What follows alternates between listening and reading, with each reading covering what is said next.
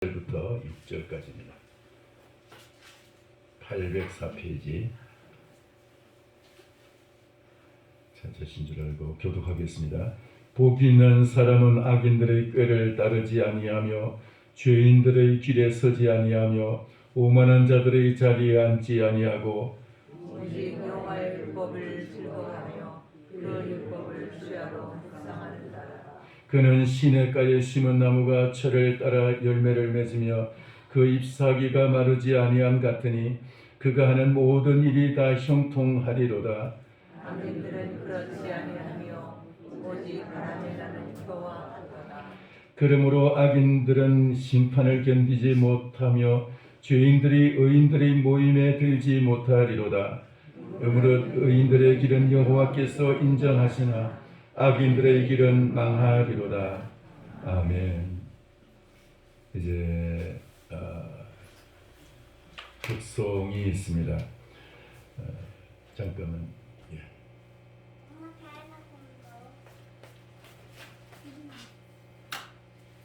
예, 오늘 이 특송은 특별한 찬양입니다. 2차 세계 2차 대전 때 독일의 유명한 독재자 나치 그 히틀러가 유대인들 600만 명을 가스실에서 독사시켜서 그렇게 죽인 그 독재자잖아요. 그 독재자가 독일과 저를 덮고 있을 때 이 본헤퍼 경건한 목사님이 미국으로 가셔서 거기서 신학교에서 교수로 이렇게 초빙을 받았지만 아니다, 나는 우리 독일의 젊은이들과 함께 이 고난을 함께 해야 된다. 그래서 돌아오셔가지고 히틀러의 그 암살에 같이 협력해서 하시다가 39세의 젊은 나이로 교수형을 당하게 됩니다. 그리고 이제 이분이 마지막 자기 약혼자에게 사형당하기 마지막 때 시를 보내신 것이 이게 찬양이 돼서 독일에는 지금 기독교 국가가 이런 분들의 희생으로 기독교 국가가 됐잖아요. 모든 교과서에 이 찬양이 실리고 찬송가에 독일 찬송가에도 이 찬양이 실렸습니다. 그래서 오늘은 이 간단하게 본헤퍼 목사님 일생을 잠깐 보고 그 또 독일의 목사님 아주 양심적인 목사님이 이 찬양을 또 부르시는 거를 우리 1절 보고 우리나라의 젊은이들도 이 찬양을 또 많이 부르고 있습니다. 저희 아들 목사가 지금 상륙교에 있는데 특별 새벽 기도회 때 특송을 또 한 거예요. 우리나라 말로. 그래서 그거를 조금 우리가 들으시면서 은혜 받고 이런 어려운 시기에 저와 여러분도 기독교인이 아니면 누가 이 어려운 나라를 위해서 기도하겠습니까? 우리 잠깐 보시겠습니다.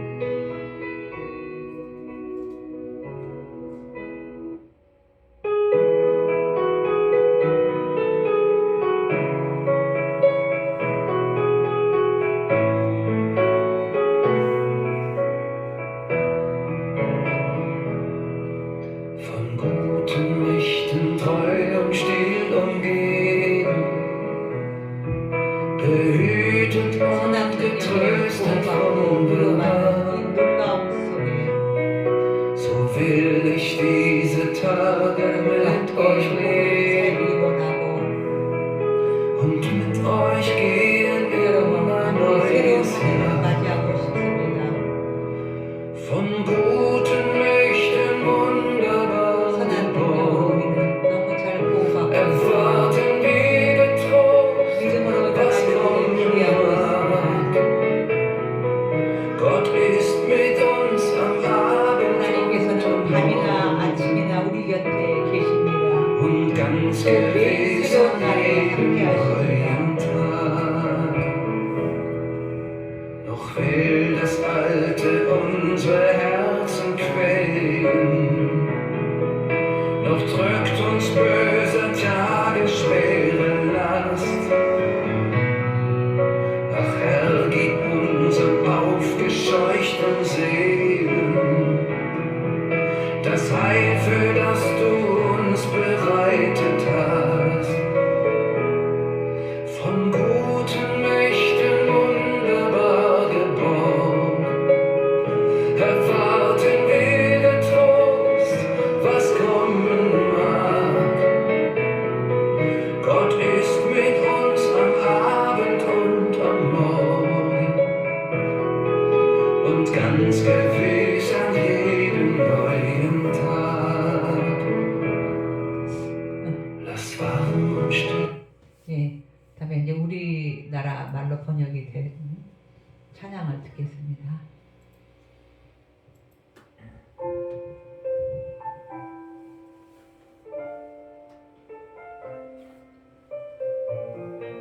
제목이 선한 능력으로입니다. 감옥에 갇혀서 사형을 앞두고 있지만 너무 선한 능력으로 잘 보호받고 있으며 우리 새로운 날을 부활의 날을 기대하면서 Und guten Mächten treuen singen ihre,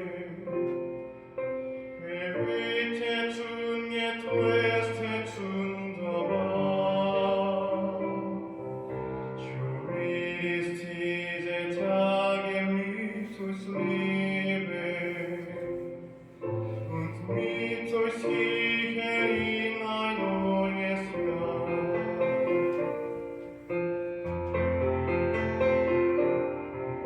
이전의 괴로운 날에 와사로 고난의 길을 걷는다 해도 주님께 모든 맡긴 우리 영혼 끝내 승리의 날을 맞으리 선한 능력으로 일어서리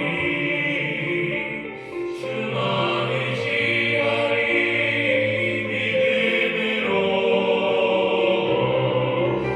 우리 모래 안에 주 오실 그날 영광의 새 날을 맞이하리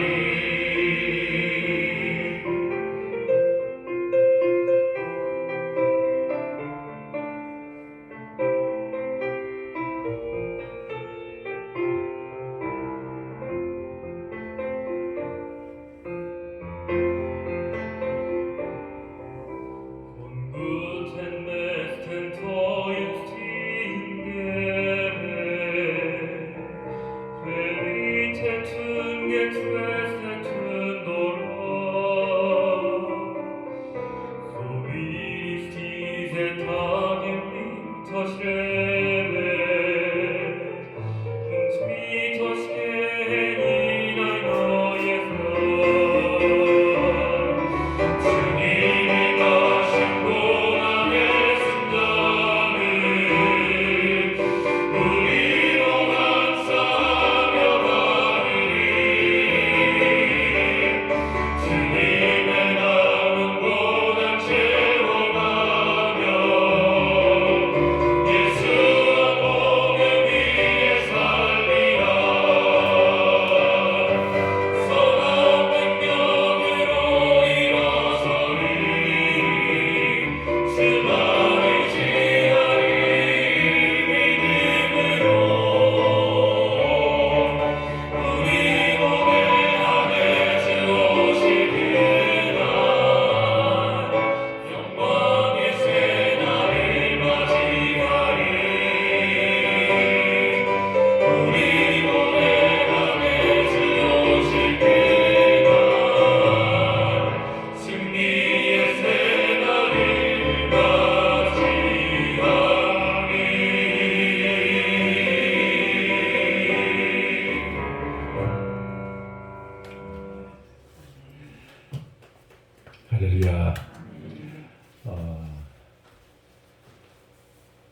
이 보네프 목사님은 사실 그분의 쓴 책이 정말 우리 성도들의 가슴을 막 찌르는 그런 말씀인데, 신학교 필독서예요. 신학생들의 필독서인데, 저도 신학생 때 그 글을 읽으면서 많이 좀 회개하고 또 이제 그 말씀을 가슴에 새기고 있는데, 지금은 그 제목도 지금 생각이 안 납니다만 죄송합니다. 이런 대목이 있어요. 예수 그리스도의 고난에 동참하고자 하는 결단. 그러니까 주님의 십자가의 길을 따라간다는 것은 고난을 각오하고 가는 길이다. 그 고난을 이제 두려워하고 고난을 싫어하고 입으로만 예수님을 믿는다고 하는 것은 값싼 은혜이다라는 것을 얘기했어요. 값싼 은혜. 은혜를 받기는 받았는데 그게 큰 은혜가 아니고 값싼 은혜라는 거예요.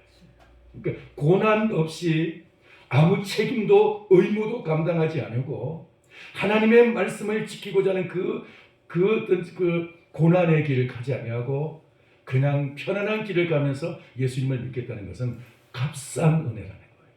값싼 은혜. 그래서 이분의 말씀을 딱 한마디 제가 생각나는 것은 그 값싼 은혜라는 말 한마디는 영원히 잊혀지지 않아요. 여러분, 우리는 값싼 은혜가 아니고 예수 그리스도가, 하나님이, 창조주가 우리에게 오셔서 우리를 대신해서 십자가에 죽으시고 우리에게 그 생명을 주셨다는 사실, 이것은 값싼 은혜가 아니고 창조주의 가장 큰 은혜이고 가장 복되고 귀한 은혜이고 하나님의 가장 큰 희생의 대가인 줄 믿습니다. 우리가 구원받은 것은 창조주 하나님의 가장 큰 희생이에요. 창조주 하나님, 우리를 창조하신 그 창조의 그 책임 때문에 우리를 죄에서 우리를 구원하시기 위해서 당신의 생명을 바치셨다는 것. 그것이 바로 우리에게 주시는 값비싼 은혜. 지구와 온 우주 전체를 바꾸고도 바꿀 수 없는 그 하나님이 당신의 생명으로 우리를 구원하셨다는 사실, 값비싼 은혜인 줄 믿습니다. 그럼 우리는 값비싼 길을 가야 되는 거예요. 말로만 가는 값싼 은혜가 아닌 값비싼 은혜의 길, 그게 우리 주님의 길을 따라가는 것이고 십자가의 길인 줄 믿습니다. 기도하겠습니다. 살아계신 하나님 아버지, 은혜를 감사합니다. 2021년 새해 두 번째 주일을 맞이해서 이 시간 하나님께서 저에게 주시는 말씀을 종의 입술을 통해서 증거하고자 합니다. 주님께서 함께하여 주셔서 아버지, 전하는 이 말씀이 우리 모두에게, 종이나 우리 모든 성도님들에게 은혜와 축복의 말씀이 되게 하시고 참 우리의 영혼을 살리는 말씀이 되게 하여 주옵시고, 하나님, 우리가 주님 앞에 섰을 때 이 말씀 때문에 우리가 살았다고, 이 말씀 때문에 우리가 참으로 주의 길을 걸어왔다고 고백할 수 있는 그런 말씀이 되게 하여 주옵소서. 주님께서 종의 입술을 강력하게 써주시기를 간구하며 예수님의 이름으로 기도하옵나이다. 아멘. 할렐루야. 올해 새해 표호를 너희는 그 나라와 그 의를 구하라 읽겠습니다. 그렇게 하면 이 모든 것을, 우리가 필요한 모든 것을 하나님이 더하여 주신다고 말씀하고 있습니다. 우리가 어떻게 하면 하나님의 나라를 구하고 하나님의 의, 하나님의 뜻을 따라 살아갈 수 있을 것인가? 오늘 이 두 번째 날을 맞이해서 우리의 살아가는 인생길, 정말 우리가 주님 앞에 갔을 때, 그리고 이 세상 마지막 날에 다녔을 때 후회 없는 인생을 살았다고 고백할 수 있는 그런 삶이 어떤 삶일까 생각해 볼 필요가 있는 줄 압니다. 그리고 정말 우리의 인생을 하나님 앞에 갔을 때 참 잘 살았노라고 그렇게 고백할 수 있다면 얼마나 좋을까요? 여러분 혹시 국제시장이라는 영화 보셨어요? 보셨어요? 그 마지막에 그 주인공이, 예? 성도들 다 같이 가서. 그렇죠. 예, 같이 보셨죠, 우리 성도님들. 원주서 마지막에 이런 고백을 해. 혼자서 이제 그 가족들, 그 자녀와 손주들이 이제 다 있는데 거기서 나와가지고 혼자 자기 아버지의 사진을 보면서, 아버지, 제가 이만하면 잘 살았죠. 이만하면 참 잘 살았죠 하면서 그 아버지 앞에서 고백 겸 넋두리하는 그런 말이 나옵니다.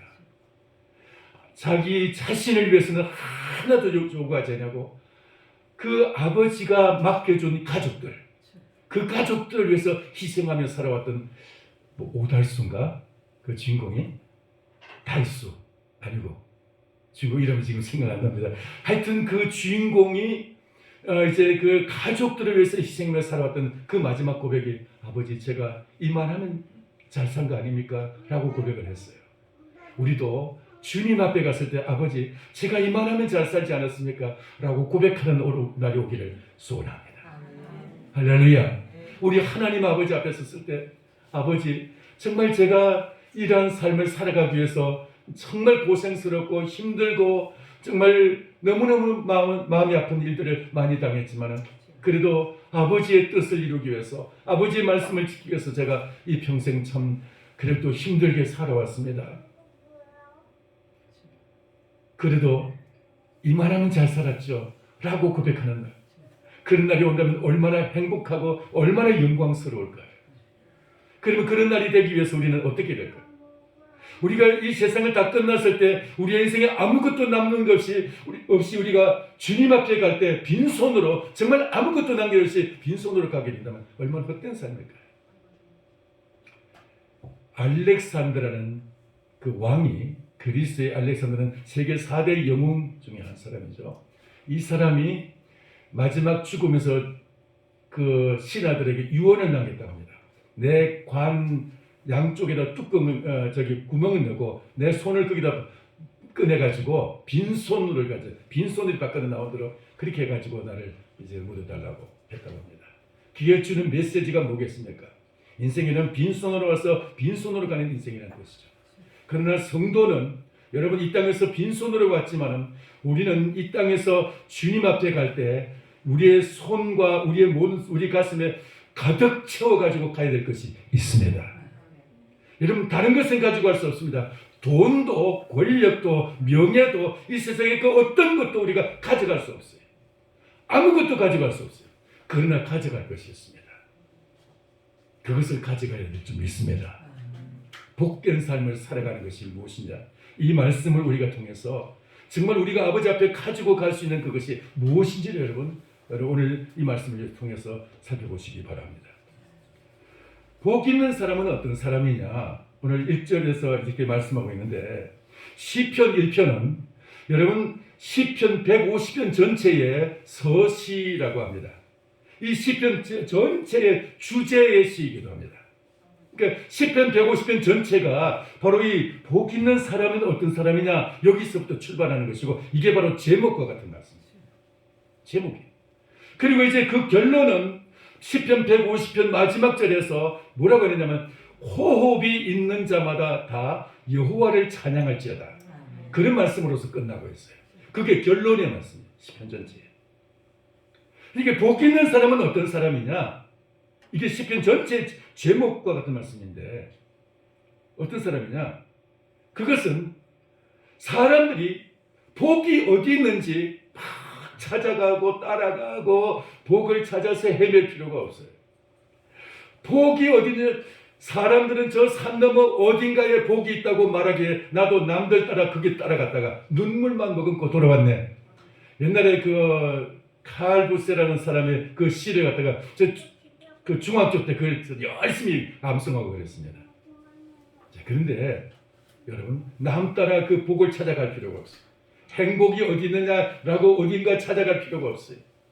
어느 도시에 가면 행복하리라, 어느 도시에 가면 돈을 더 잘 벌리라, 그것 찾아가는 것이 아니고 우리가 정말 진정 한 가지 붙잡아야 될 그것을 붙잡으면은 복도 따라오게 돼 있고 돈도 따라오게 돼 있고 명예도 따라오게 돼 있고 모든 것이 따라오게 돼요. 그게 복 있는 사람인 줄 믿습니다. 어떤 사람이 되면 그런 사람이 될 수 있을까요? 오늘 여기 시편 1절에 복 있는 사람이라는 어떤 사람이냐?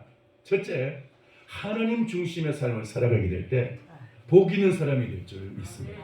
하나님 중심. 1절 한번 같이 한번 큰 소리로 읽겠습니다. 시작. 복 있는 사람은 악인들의 꾀를 따르지 아니하며 죄인들의 길에 서지 아니하며 오만한 자들의 자리에 앉지 아니하고. 아멘. 복 있는 사람은 어떤 사람이죠? 첫째로 하나님 중심. 하나님 중심. 지금 여기 나오는 이 사람 따라가지 아니하고 뭐 서지 아니하고 그 앉지 아니하고 이 말씀은 우리가 가지 말아야 될 길이고 세상 사람이 다 가는 길이에요. 그게 다. 세상 사람이 다 따라가는 길 그걸 지금 얘기하고 있어요. 악인들의 꾀를 따르지 아니하며 이 말은 악인들이라는 말은 조폭이라든가 남들을 그 사기치는 사기꾼들을 얘기하는 게 아니에요. 자, 악인은 어떤 사람이냐? 이 악인이라는 말은 하나님의 말씀을 따르지 않고 자기 생각대로 자기의 욕심과 정욕대로 따라가는 사람. 말씀이 하지 말라 그랬는데 그걸 제쳐놓고 자기가 그냥 그 몸이 끌리는 대로 가는 거예요. 마음이 끌리는 대로 가는 거예요. 하지 말라 그랬는데 그냥 그 제쳐놓고 하는 거예요. 그게 악인이라는 거예요. 선악과 따먹지 말라 그랬는데 그냥 따먹고 싶은 것을 따먹어버렸어. 보암직하고 먹음직하고 그것만 먹으면 지혜롭게 될 것 같아서 그냥 따먹어버리고 말았어. 이게 선악과. 그게 바로 악한 일이라는 거예요. 악한 일. 악인은 그러니까 남을 해치는 윤리적인 도덕적인 법적인 그 국법을 어기는 그런 것을 얘기하는 것이 아니라 죄인도 마찬가지입니다. 그런 죄인을 얘기하는 것이 아니고 하나님 앞에서 하나님을 선택하지 않냐고 하나님을 떠나서 자기가 하고 싶은 대로 하는 것. 이게 악인인 거예요. 그게 악인이에요. 그러니까 그런 길을 따라가면 그 악한 길이고 우리가 복 있는 사람은 그 길을 따라가면 된다 안 된다? 안 된다는 거예요. 그게 그 길 따라가면 그게 복이 아니라는 거예요. 이 세상에서는 그 길을 따라가도 누가 뭐라는 사람 없어요. 국법에만 걸리지 않으면 그 길을 따라가도 사람들이 말해서 야, 너 왜 그렇게 사느냐라고 말할 사람 별로 없어요. 남들은 몰라요. 마음에 생각나는 그 모든 그 악한 일들을 갖다가 누가 그걸 알겠어요. 뭘 사람들이 모를 수도 있어요. 그러나 하나님은 말씀하시고 이게 악한 일이라. 그 악한 길을 따라가지 않냐고 남들이 알아든지 몰라든지 상관없이 우리가 하나님을 먼저 선택하고 하나님의 말씀을 따르고자 하는 사람. 그 하나님 중심의 사람이 복 있는 사람인 줄 믿습니다. 그런 사람에게 하나님의 복을 이제 부어주시는. 죄인들의 길에 서지 아니하며 죄인이라는 말도 마찬가지예요. 법을 어긴 사람을 죄인이라고 하지만은 세상에서는 여기 성경에서 말씀하는 죄인이라는 말은 어떤 말이냐? 죄라는 말, 죄인이라는 말은 히브리어로 하타임이라는 말이고 죄라는 말을 헬라 말로 쓰는 하말티아라고 말해요. 같은 의미예요. 뭐냐면은 관역이 빗나갔다 그런 의미. 관역이 빗나갔다. 활을 쏘았는데 그 쏘아서 그 목표점이 맞아야 돼요. 그죠? 근데 목표점에 맞지 않고 빗나가 버렸어. 그걸 말해서 하말티아라고 말해요. 그게 죄라는 거예요. 비행기가 뜨면은 그 비행기가 가는 목적지가 있어요. 근데 목적지가 뭐 엉뚱한 도시로 가버렸어. 그러면 안 되죠. 우리의 인생에 목표점이 있고 목적지가 있다는 거예요. 근데 그것을 가지 않고 딴 길을 가는 것, 이게 바로 딴 길을 가는 것을 죄인이라고 해요. 죄라고 하고 죄인이라고 해요. 예수 그리스도가 말씀하시기를 내가 곧 길이요 진리요 생명이니 예수님이 바로 생명이시고 예수님이 진리시고 예수님이 길이 되시는데 그 예수님의 길을 가지 아니하고 딴 길 가는 것이 그게 바로 죄인이라는 거예요. 예수님의 길을 가지 않고 딴 길 가는 것. 그 길에서 끝난 거예요. 그게 목표점을 향해서 가지 않고 딴 목표점을 찾은 거예요. 그게 바로 자기가 원하는 목표점을 따라가는 것. 그것이 죄인이라는 거예요. 그 길 가지 않고 예수 그리스도께서는 항상 아버지의 말씀을 따라서 아버지의 뜻을 따라서 행하시고 심지어 예수님은 이렇게까지 하셨어요. 아버지 이 잔을 내게서 지나가게 하옵소서. 그러나 나의 원대로 마시고 나의 뜻대로 마시고 아버지의 뜻대로 되기를 원합니다. 예수님은 십자가를 안 지는 것을 원하셨지만은 내 원대로 내 뜻대로 말고 아버지 뜻대로 아버지 원대로 되기를 원합니다. 이게 십자가의 길이고 예수님이 가신 길이고 이게 의로운 길이라는 거예요. 그런데 사람들은 자기가 생각해서 옳은 길을 가고 있어요. 신앙이라는 것은 뭡니까? 신앙이라는 것은 고린도 후서 10장 4절 5절에 보니까 자기의 그 생각을 꺾어서 예수님의 십자가 앞에 복종시키는 거예요. 자기 이론과 자기 주장과 자기 생각과 자기 모든 옳다고 생각하는 그 모든 것을 꺾어서 주님 앞에 다 복종시키는 거예요. 주님 앞에 복종시켜요. 여러분, 내가 옳다고 주장하는 그 모든 것 주님이 아니라 그러면 아닌 거고, 아 그거 아니군요. 예, 돌이키겠습니다. 근데 바로 죄인이라는 말은 그냥 자기 길대로 가는 거예요. 자기 길대로. 그리고 오만한 자들의 자리에 앉지 아니하고, 오만한 자는 어떤 사람이냐? 오만한 사람이라는 것은 교만보다도 더 높은 자리에 있는 사람. 교만이라는 것은 상대적인 거예요. 내가 너보다 낫다, 내가 저 사람보다 내가 낫다 생각하고, 그렇게 좀 더 자기가 좀 더 낫다고 생각하는 이런 상대적인 그런 이제 자기 우월감이 교만이에요. 그런데 오만이라는 말은 상대적인 것이 아니고 절대적인 자리에 자기를 높여가지고 자기가 최고라고 생각합니다. 그 자리에서 하나님을 비웃고 교회를 조롱하고 성도들을 업신여기고, 이런 사람이 오만한 사람이다. 우리는 나보다 남을 낮게 여기고, 나보다 남을 더 나의 일을 돌아볼 뿐 아니라 다른 사람들의 일을 돌아보아 나를 기쁘게 하라. 사도 바울은 빌립보서 1장에서 말씀하고 있습니다.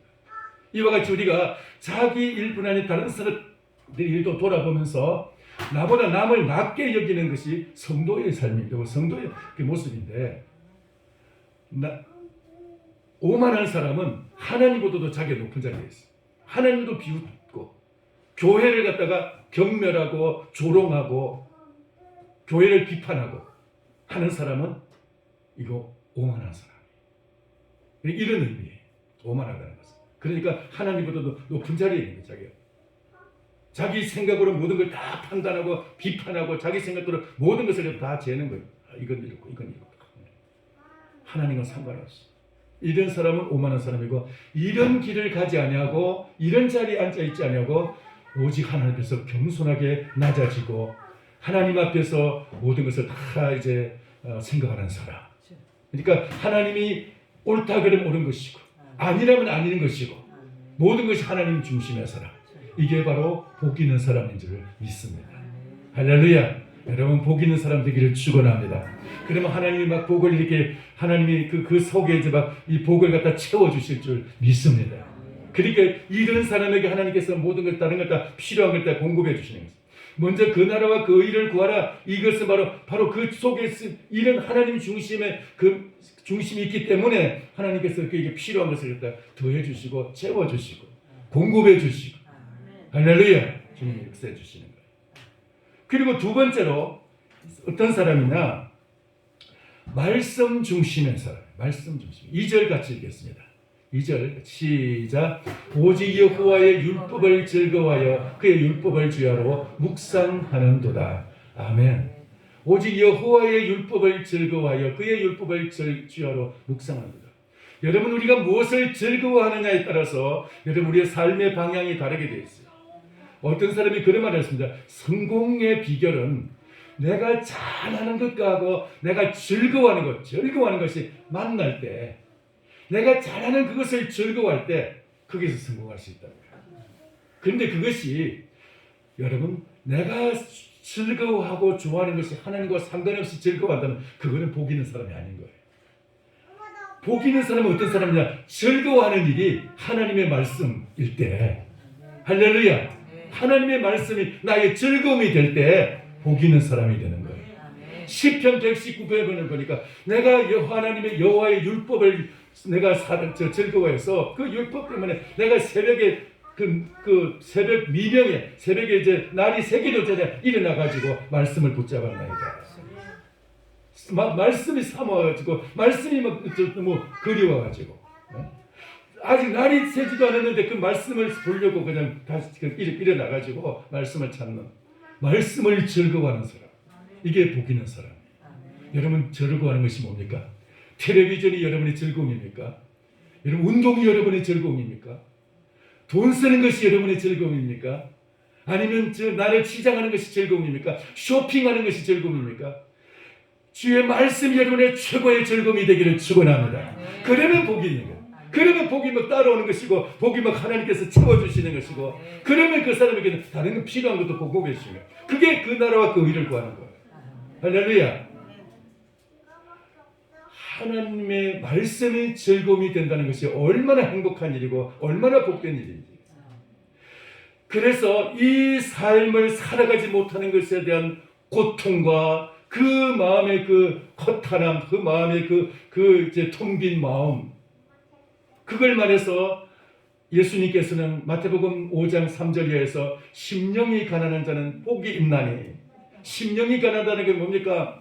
내가 돈이 없어서 가난한 것이 아니라 내 지금 영혼에 뭔가 채워짐이 없어서 내가 다른 것은 다 주변에 있는 것은 다 가진 것인데 돈도 있고 자식들도 있고 뭐 건강도 있고 다 있는데 사람들도 좀 알아주고 하는데 심령이 터탄에 터해져 공허해가지고 견딜 수가 없어.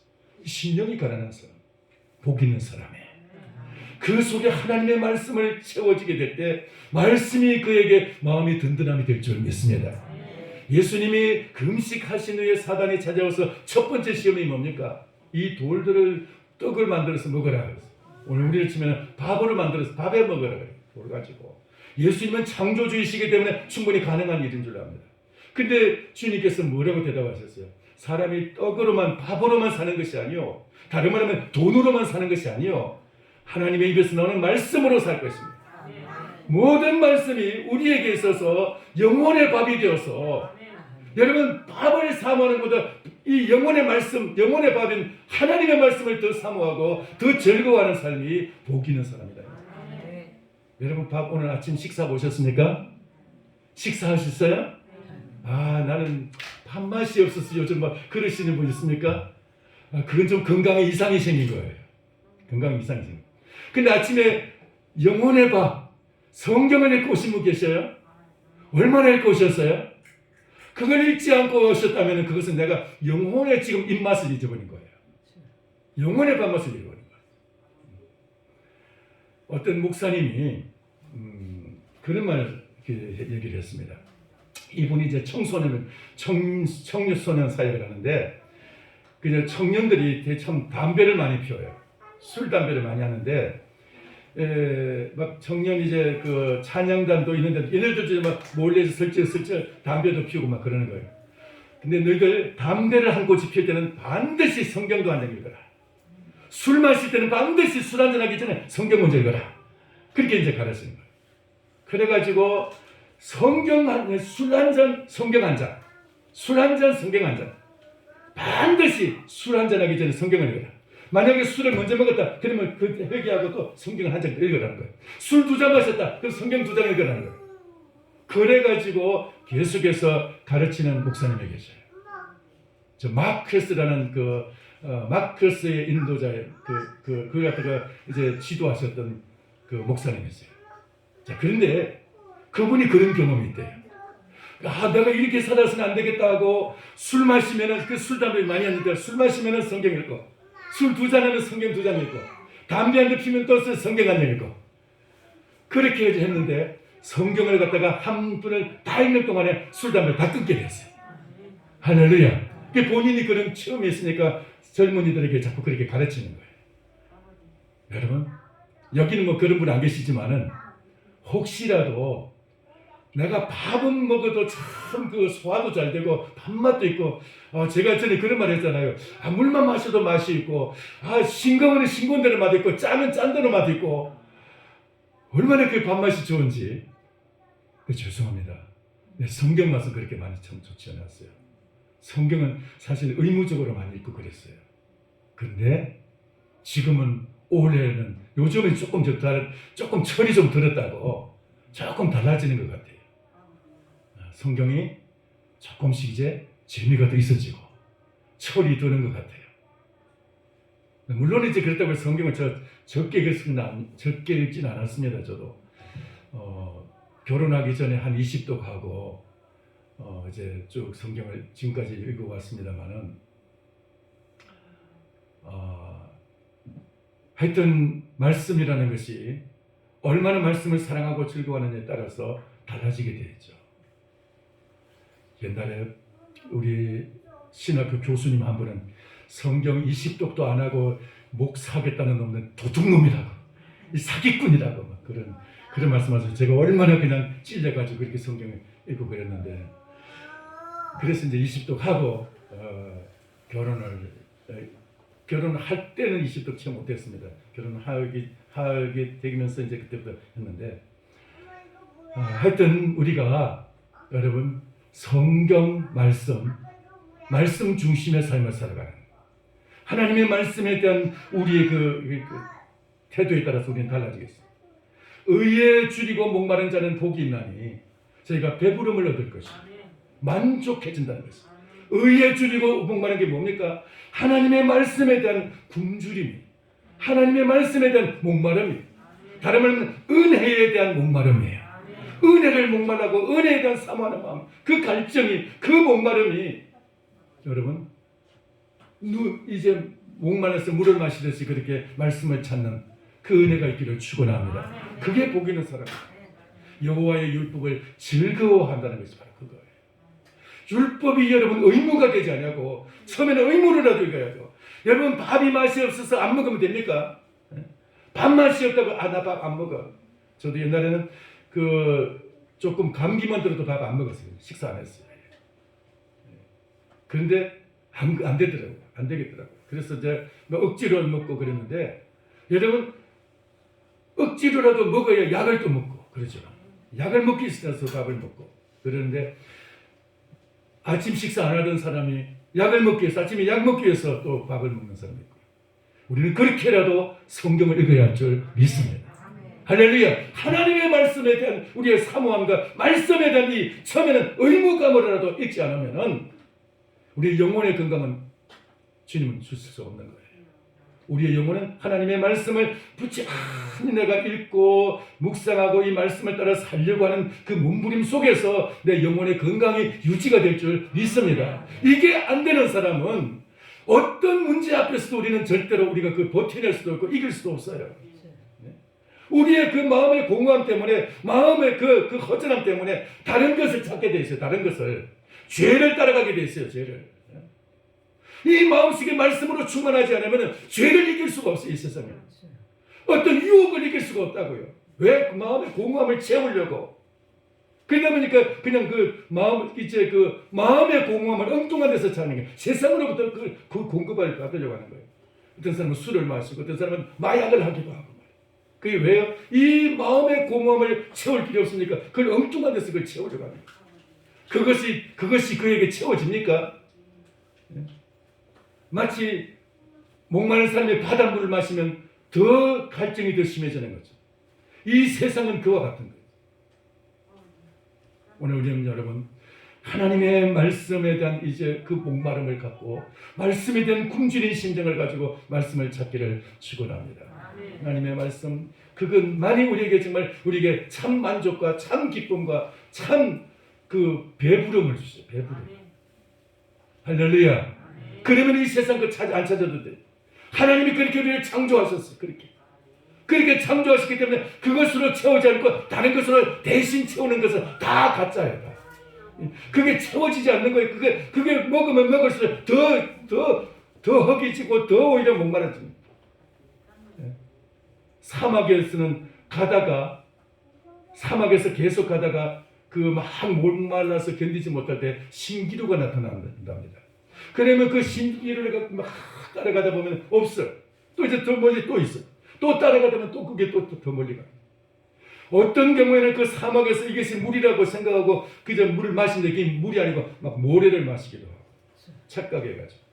이게 세상에 보이는 것이다.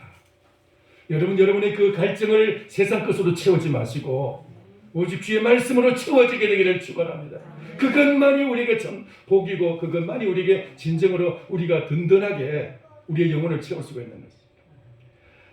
잠언 4장에 보면은, 잠언 4장 23절에 보니까 물은 너희들이 지킬 만한 것 중에 오직 너희 마음을 지키라. 생명의 근원이 이에서 남이니라. 진정한 생명을 지키는 마음을 지켜야 되는데, 이 마음을 어떻게 지키느냐? 말씀이 채워지지 않으면 이 마음을 지킬 길이 없는 거예요. 힘이 없는데 어떻게 채웁니까? 힘이 없는데. 말씀의 힘은 마음의 힘은 말씀 속에서 나오는 것입니다. 할렐루야. 말씀이 공허한데 말씀이 없는데 어떻게 이 마음을 채울 수가 있고 말씀을 지킬 수가 있어요. 이걸 보면 이거 보면 이게 좋아지고 저게 보면 저게 좋아지고 이거 보면 이거 가지고 싶고 저거 가지고 싶고 뭐 이건 다 우리의 마음에 말씀이 없기 때문에 다른 것을 가지고 싶어요. 다른 것이. 말씀이 충만하기를 바랍니다. 그리고 그래서 새해는 여러분 이 말씀을 위해서 결심합시다. 저도 지금 여러분들 어떻게 내가 이 하나님의 말씀으로서 우리가 올 겨울을 지날까 지금 고민하고 있는데 아직까지 제가 결정을 못했어요. 근데 어쨌든 우리가 이 하나님의 말씀을 우리가 억지로라도 건강을 지키기 위해서 억지로라도 먹어야 이 우리의 건강이 회복되고 지켜지고 회복이 되고 우리의 마음이 치유되고 그리고 마음이 건강해지면 몸도 건강해지게 될 줄 믿습니다. 마음이 먼저 무너졌는데 몸이 건강하면 무슨 소용이 있겠어요? 주인이 병드는데 집만 건강하면 집만 잘 지었으면 무슨 소용이 있겠어요? 마음이 바로 주인이고 몸은 그 집인데 하나님의 말씀이 우리 안에서 충만하게 되기까지 하나님의 말씀을 읽고 쓰고 이 말씀을 갖다가 묵상하고 이 말씀을 암송하기도 하시고 말씀 중심의 사람이 복 있는 사람인 줄 믿습니다. 할렐루야. 마지막으로 3절 한번 같이 읽겠습니다. 3절 어떤 사람이 복 있는 사람이냐. 죄송합니다. 여기까지 좀 보고 하겠습니다. 같이 읽겠습니다. 그는 시냇가에 심은 나무가 철을 따라 열매를 맺으며 그 잎사귀가 마르지 아니함 같으니 그가 하는 모든 일이 다 형통하리로다. 아멘. 하나님 중심의 사람, 말씀 중심의 사람은 어떤 것과 같으냐, 뭐 같으냐? 시냇가에 심은 나무가 철 따라 열매를 맺는 것처럼 그렇게 철 따라 그 삶 속에서 열매가 있다는 거예요. 철 따라 열매가 있는데, 그 옛날 그 고향 집에는 큰 감나무가 2개가 있었어요. 하나는 저 들판 가운데 하나 있었고 하나는 이제 동네 입구에 하나가 있었는데 이 둘 다 이제 저희 감나무였는데 둘 다 공교롭게도 다 시냇가에 개울가에 있었어요. 개울가에 있어가지고 한 나무에서 1000개 이상 해거리도 없이 1000개 이상의 감을 땄어요. 두 나무에서 2000개 이상의 감을 따는 거예요. 어떤 사람은 뭐 300개 땄다고 굉장히 많이 땄다고 그러던데 2000개 이상, 두 거리에서 2000개 이상은 시내가에 있었어요, 둘 다. 그래서 개울가에. 그래가지고 많이 땄는데, 지금은 둘 다 그냥 다 베어지고 없습니다. 오래돼가지고. 근데, 왜 이 얘기를 하느냐면은, 개울가에 과일 나무가 있으면은, 해거리도 없이 그냥 항상 그 열매를 갖다가 잘 맺어요. 그 수분을 갖다가 공급을 잘 받으니까. 자, 그런데, 시내, 이와 같이 그 나무들도 시냇가에 있으면 그렇게 물의 공급을 받아가지고 열매를 잘 맺는데 영적인 시냇가는 어딜까요? 영적인 시냇가 어딜까요? 어디 같습니까? 네. 교회가 바로 영혼의 시냇물이에요. 교회가 영혼의 시내. 아멘. 교회가 영혼의 시내. 여러분 이 세상 하나님께서는 이 하나님의 은혜의 강물을 다른 곳을 통해서 흘러가게 하지 않냐고 교회를 통해서 이 땅에서 흘러가게 하세요. 옛날에는 교회가 아닌 그냥 이 지하수만 있었는데 예수 그리스도 오신 이후에는 이제 그 지상에 교회를 세우시고 교회를 통해서 은혜의 강물이 흐르게 하셨어요. 할렐루야. 은혜의 강물이. 은혜의 시냇물은 지금 교회를 통해서 흐르는 거예요. 다른 말로 하면 교회 중심에 교회를 부지런히 들락날락하고 정말 교회 중심의 삶을 살아갈 때 복 있는 사람이 되는 거예요. 냉장고 문을 들락날락하면서 냉장고 문을 자꾸 여는 사람 어떻게 될까요? 살쪄요. 살쪄. 헬스장에 부지런히 들락날락하는 사람 어떻게 될까요? 몸이 건강하고 날씬해질 거예요. 그죠? 근데 교회 문을 들락날락하면서 아침에도 들어가고 저녁에도 오고 막 그런 사람은 복 있는 사람이에요. 영혼이 건강해지고 하나님이 그게 복으로 충만하게 하실 줄 믿습니다. 이런 분이 있었어요. 여러분 저기 부산에서 한강 이남에서 제일 큰 교회라고 말할 수도 있는데 이 서울 이남에서 부산에 수영로 교회라고 있는데 정필도 목사님이라는 분이 저 교회를 이제 세우셨는데, 근데 이분이 중학교 때 결심을 했답니다. 나는 어떤 일이 있어도 목숨을 걸고 주일 예배와 교회를 중심으로 살아야 되겠다. 그러면서 막 새벽 기도도 가시고 저녁에도 좀 교회 그냥 틈만 나면 교회 와서 학교 갔다 오면서도 교회 들려가지고 기도하시고 그렇게 기도하셨는데, 이분하고 이제 그 교회에 같이 자는 친구가 있대요. 두 분 다 공부를 같이 잘했답니다. 그래서 우리들아 서울대학교 가자 그 결심을 했대. 근데 그 정필도 목사님 말고 그 분은 그 어머니가 집사님인데 너 서울대 법대 가라. 그러면서 고등학교 고3이 되면서 교회를 가지 못하겠네. 너 교회 가지 말고 서울대 법대 들어가고 나거든 교회 다니다. 그래가지고 교회도 안 나가고 그냥 그 교회에서는 아예 못 만나는 거예요. 그 다른 데서 이제 만나지만. 그리고 이제 죽기 살기로 이제 공부를 했는데, 이제 정필도 목사님은 물론 그냥 열심히 공부만 하고, 이제 교회 열심히 다니고, 그냥 새벽 기도도 다니시고, 그냥 막 기도에 그냥 몸부림을 치듯이 기도하는 사람이고, 막 저녁에도 시간 나면 기도하고, 막 그렇게 이제 들락날락 교회 들락날락 했어요. 근데 정필도 목사님 서울대 들어갔어요. 서울대 나왔어요. 근데 그 친구는 실력은 충분한데, 이 정필도 목사님과 뭐 빛과 실력은 비슷한데, 시험지를 앞에 딱 놓고 보니까 시험지가 캄캄한 거예요. 공부는 잘했는데 떨어졌어요. 재수했는데 그 다음에 다시 또 이제 시험을 쳤어요. 다시 시험을 쳤는데 어떻게 됐을까요? 또 떨어졌어요. 세 번을 떨어지고 나서 어떻게 됐는지 모르는데 연락이 끊어져 버렸대요. 뭐 자존심도 상하고 막 도대체 창피하고 그냥 부끄러우니까 모든 교회 성도들 만나지도 않고 그냥 사람들과 친구도 안 만나고 그냥 그때부터는 거의 폐인이 되었습니다. 어머니가 그 아이를 서울대 법대 보내려고 교회 못 나가게 한 것이 그 아이 장래를 막아버린 거예요. 신앙생활하는 그 교회 여러분 다니는 것이, 교회 안 가는 것이 그 성공의 길이 아니고, 시냇가에 심은 나무와 같이 주님 앞에 열심히 예배를 드리면서 은혜를 받고 말씀을 받고 그러면서 신앙생활을 할 때 하나님께서 그에게 시냇가에 심은 나무처럼 아주 그 은혜를 공급받으면서 잘 살 수가 있는 거예요. 할렐루야. 근데 그 정필도 목사님 그 친구는 그냥 더 좋은 대학에 가려고 하다가 그만 앞길이 막히네요. 앞길이 막히네요. 여러분, 그런 이야기 여러분 들어보셨죠? 이 얘기는 한 번, 두 번 들은 게 아니에요. 많은, 아마 여러 번 들었을 거예요. 우리가 교회 중심 삶을 사는 것이 얼마나 복된 일인지. 할렐루야. 교회 중심. 술집에 열심히 들락날락 하는 사람은요, 그 사람 인생을 망치잖아요. 어떤 사람은 도박장에 열심히 들락날락 하다가 인생 다 마치 그냥 집안 살림 다 거들라고 가정 파탄이 나버리고 말이에요. 교회에 들락날락 열심히 다닐수록 하나님께서 그에게 복 있는 사람이 되게 하는 줄 믿습니다. 할렐루야. 복 있는 사람. 이제 말씀을 마치려고 합니다. 너희는 먼저 그 나라와 그 의를 구하라.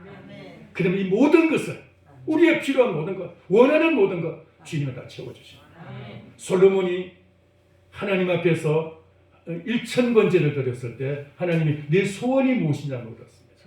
솔로몬은 정말 그 원하는 것이 많았어요. 왜냐하면 처음 이제 왕이 되고 나서 신하들이 다 아버지의 그 신하들이기 때문에 나이도 많고 다 그냥 막 늙은 요들처럼 막 얼마나 지혜도 많고 막 그런지 그 신하들 다 다스리려면 정말 그 참 지혜도 필요하고 했어요. 그리고 많은 그 국민 백성들 재판하려고 해야 되는데 그 지혜도 필요해요. 근데 하나님 앞에서 소원이 뭐냐? 하나님 말씀 잘 듣는 사람 되게 해주세요. 말씀 잘 듣는 사람 되게 해주세요. 이게 소원이었어요. 할렐루야. 그랬더니 하나님 필요한 거 그냥 하나님께서 막 구하지 않는 것도, 그가 생각하지 않는 것도 막 하나님 막 부어주셨어요. 오늘 하나님께서 우리에게 그런 은혜를 부어주시기를 원합니다. 복 있는 사람은 하나님이 다 채워주시고 앞길을 열어주시고 내가 계획하지 않는 내가 원하지 않는 것까지도 하나님께서 채워주시고 어떤 사람은 그렇습니다. 저기 울산에 있는 그 안호성 목사님 재작년 2019년 다니엘 기도에 간증하신 분이죠. 그분이 그런 말을 했어요. 사람의 계획대로 되지 않는 것은 멋있는 일이다. 자기 계획대로만 된다면 그거밖에 계획만큼만 되지만은 이 안호성 목사님은 자기 계획대로 되지 하나도 되지 않고 다 엉뚱한 대로 엉뚱한 대로 돼요. 근데 목사님이 됐는데 지금 세계적인 부흥사가 돼가지고 전 세계 다니면서 부흥회를 하고 다니죠. 안호성 목사님. 자기 계획대로 됐다면 정말 형편없었을 텐데. 여러분 우리의 계획대로 아니고 복 있는 사람은 하나님의 계획대로 하나님의 섭리대로 이끌어 가실 줄 믿습니다. 그게 바로 말씀을 따라 살아가고 교회 중심, 말씀 중심, 하나님 중심. 이렇게 살아가는 사람은 하나님께서 그를 그렇게 하나님의 뜻대로 하나님의 계획대로 이끌어 주셔서 내가 상상할 수 없는 그런 장래를 하나님이 허락해 주실 줄을 믿습니다. 우리 주님께서 여러분에게 모두에게 이런 은혜가 있기를 축원합니다. 기도하겠습니다. 살아계신 하나님 아버지, 헛된 인생 살아서 하나님 앞에 섰을 때 내가 왜 그랬을까 후회하지 않게 하시고 정말 우리가 하나님 앞에서 아버지 제가 이만하면 좀 잘 살았죠 하고 우리가 아버지 앞에 고백할 수 있는 저희들 되기를 원합니다. 그러기 위해서 우리가 이 땅에서 아버지는 하나님 중심의 삶을 살게 하시고 말씀 따라 살아가는 말씀 중심의 삶을 살아갈 수 있게 하여 주시고 하나님 아버지 우리가 아버지는 정말 교회 중심의 삶을 살아갈 수 있도록 은혜 베풀어 주시옵소서. 그렇게 해서 우리가 정말 하나님 앞에서 복된 삶을 살아가서 하나님 앞에서 정말 하나님 아버지 영광스럽고 이 세상에서 하나님께서 부어주시는 은혜로서 놀라운 풍성한 삶을 살아갈 수 있도록 축복하여 주시옵소서. 예수님의 이름으로 기도하옵나이다. 아멘.